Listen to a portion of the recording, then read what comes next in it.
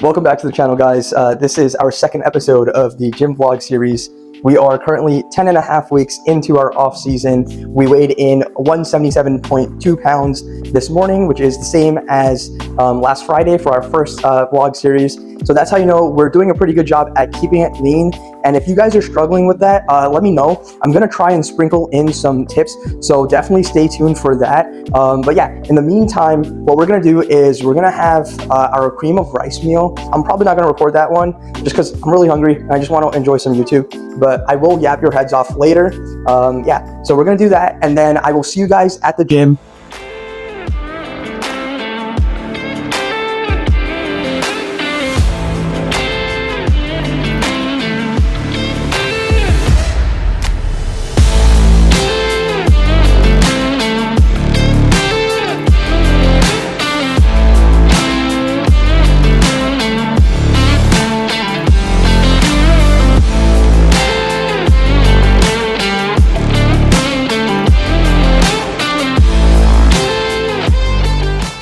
So technically, I'm supposed to be doing an incline chest press machine.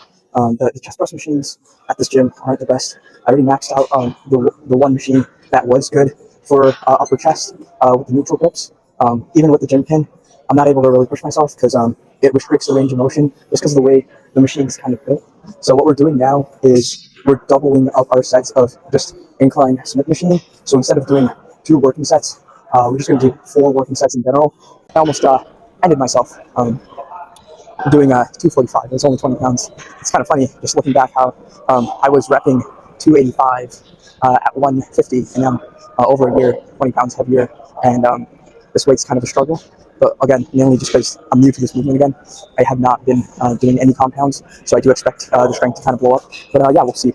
Also, let me know what you guys think about actually talking during my workouts. I know the first video, even though it's 30 minutes, it was more of me just talking about, coming back and starting this whole, I guess, bodybuilding journey on off-season prep and kind of getting back in, locked in. And this is more of me actually showing my workouts with commentary. Let me know what you guys prefer. And of course, as soon as I say that, my mic decides not to work, so guess we're doing a voiceover for this one. Anyways, here I am setting up for my substitute for the Nautilus T-Bar row. Because my gym, for some reason, just doesn't believe in having one. Like, they've got 5 Smith machines and a random ab coaster no one's ever touched, but not a single T-bar row, or at least a chest-supported T-bar row. Makes sense, right? They do have a standing T-bar row, which makes you feel like you're about to fall off a cliff every rep. It honestly becomes more of a core workout, where I'm trying to focus on bracing my abs. So instead, I've been using this chest-supported row machine, and honestly, I kind of prefer it now. With this one, I can actually get a deep stretch, focus on the movement, and not worry about my balance too much. Also, these EchoVision lifting straps are a total game changer. I've had these for a while, and I think they actually came out with a second version. They're super versatile too. I use them for cable lateral raises, RDLs, and practically every back exercise. I did about 3 sets of these close to failure, but I'm not going to bore you guys much longer with my commentary, so cue background music.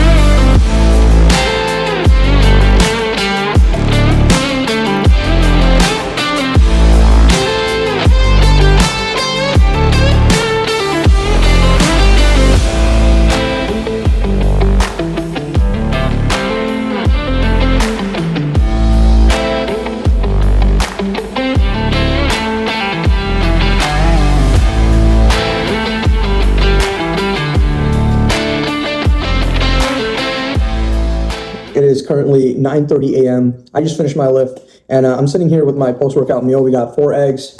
I already started eating. My bad, y'all. We have cereal and milk.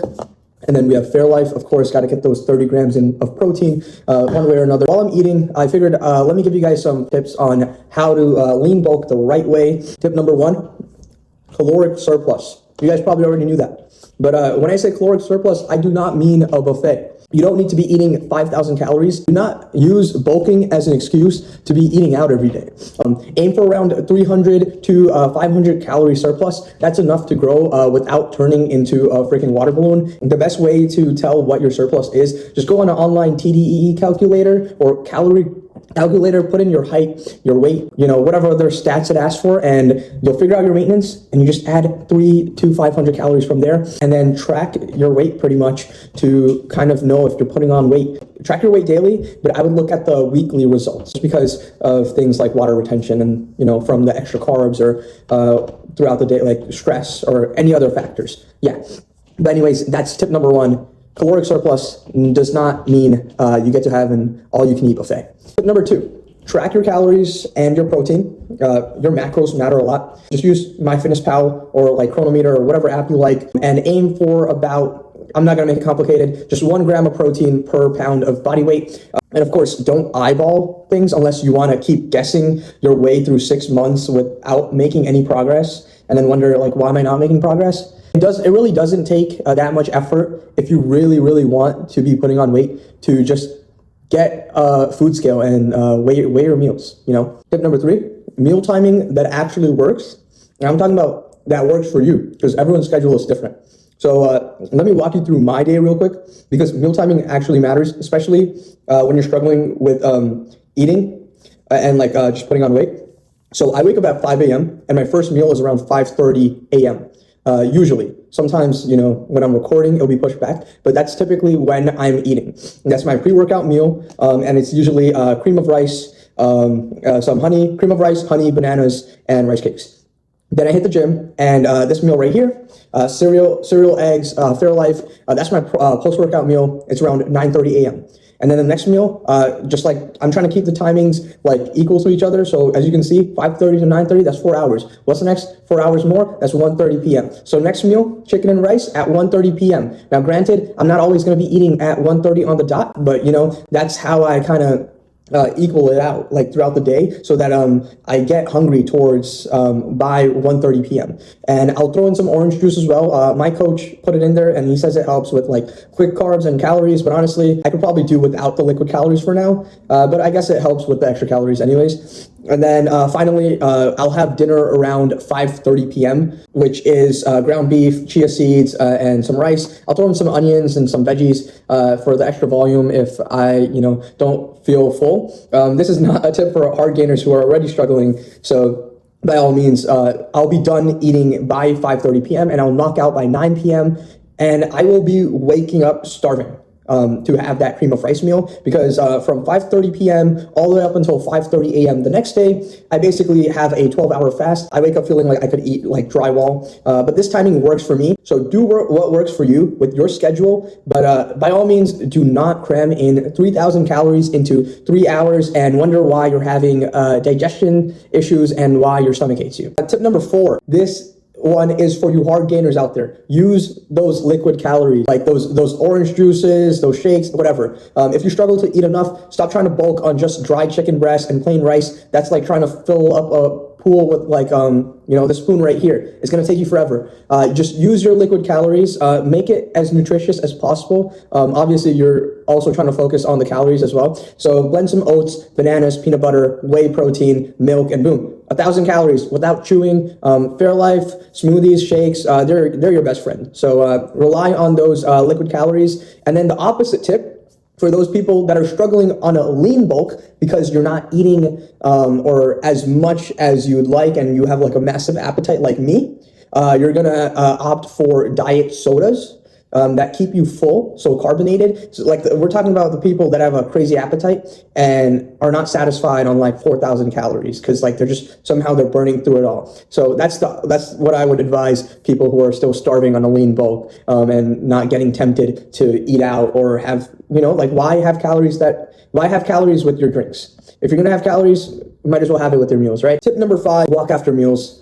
This one's super underrated. After every meal, try to go for a 10 to 15 minute walk. I wouldn't even think of it as like cardio. You're not like trying to shred or anything. It just helps with digestion and actually makes room for the next meal. It sounds small, but it adds up. And your gut will thank you. I found that when I go on walks, my like stomach clears up and I'm just able to put in a lot more food. I'll average around 10 to 20,000 steps a day, depending on if I'm not too busy with like school or other responsibilities. Last but not least, tip number 6, progressive overload is still king. And of course, you can't forget the gym itself when it comes to bulking. Lean bulk equals eating more food, lifting heavier, and recovering better. If your lifts are going up, the bulk is working. If not, you might just be getting fluffier, and let's not do that. Try to always, it doesn't have to be every single lift, but try to always push yourself because you're pushing those calories, right? So you might as well like utilize those calories to see the actual strength and development that you're trying to work on. The key to this whole thing is consistency.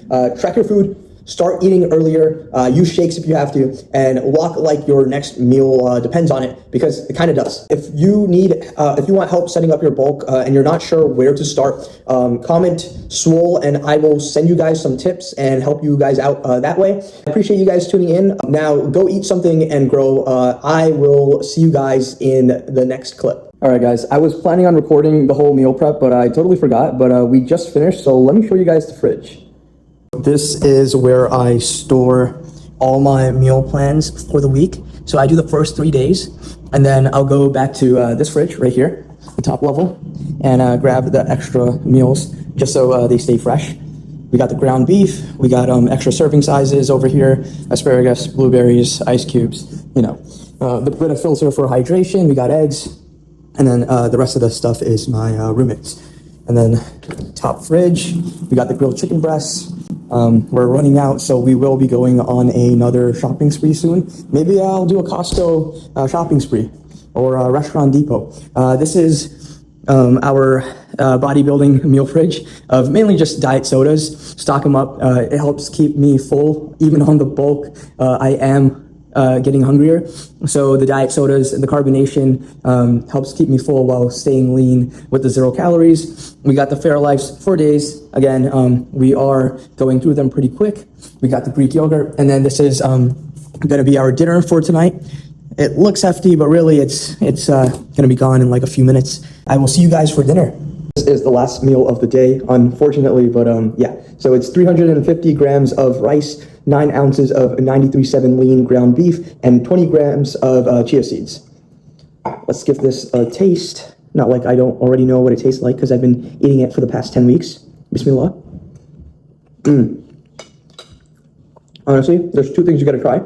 Season with Sazon Goya. I don't know, that's just been on my mind. Honestly, need a sponsorship from them. The amount of times I have mentioned them, because honestly, they taste freaking amazing. And adding chia seeds to your ground beef and rice is game changer. Like, it adds a new crunch texture to it. So definitely give that a shot. Shout out to my coach, Akib. He's the one that put me on. So yeah, and they're also supposed to help with like digestion or whatever. But honestly, I just started doing it because it was on meal plan, and I just kind of grew to love it. I've also been getting DMs on my Instagram asking like if I enjoy the bulk.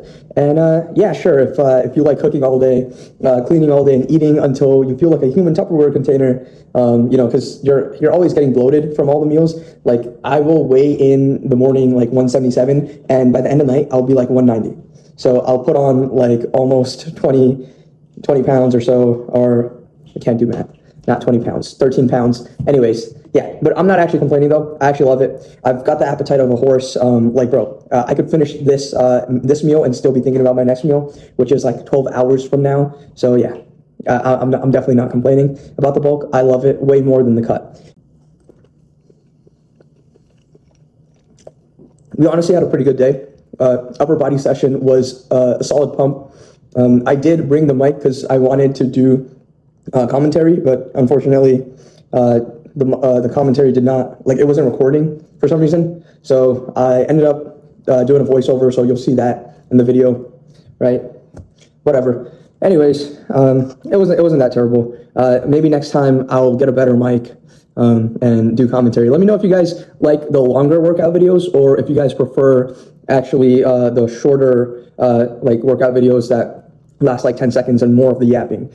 I mean, not that I don't yap during the workouts too, so really, you guys don't really have a choice. This plate right over here, it's not pretty or anything. It's just beef and rice, but it gets the job done. So again, really not complaining. I don't know what I'm saying. Anyways, it works. The bulk works. The bulk is working. Slow progress, small wins, boring meals. That's what actually moves the needle, at least for me.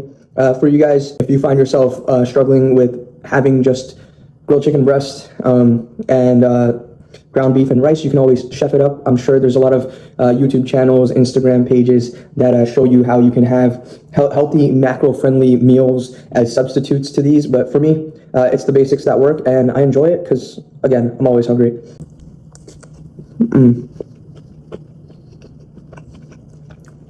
This just hits. If you made it to the end of this vlog, you're a real one. You watched me lift, eat, talk to my fridge. Feel free to subscribe, no pressure. If not, I'll just keep talking to myself with the camera anyways. So not like it changes much, but yeah, I'm gonna finish this meal and go lie in bed like a stuffed burrito. Catch y'all in the next one. Peace out.